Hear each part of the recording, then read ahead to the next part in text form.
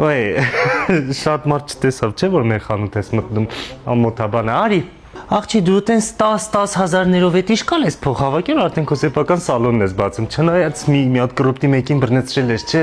Կյանք մեկել այն օրը TikTok-ով այն քո ընկերուների լայվներ, բերե մի մտել են իրար մի փչացած, sense ասում են իրար անտա, դու խիչ էին մտել այդ օրը հետները լայվ։ Դու միշտ մտնում ես այդ ժամին 4-ին 5-ին առավոտվա կողմ, խիչ կայիր։ Զբաղված էիր։ Ճիշտն ասած իմացա, որ սալոն ես բացում, այն էլ ես ասում եմ, բայց այդ Իրանից չինքը մոթել կբացեր։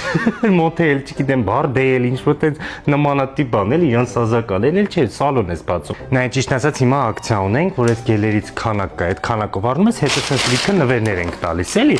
Ես քանակը բանամանամասնի տակը կգրեմ, դու sense հիմա որ ասեմ, դժվար մի քիչ հասկանաս, էլի, պետք է կարտալով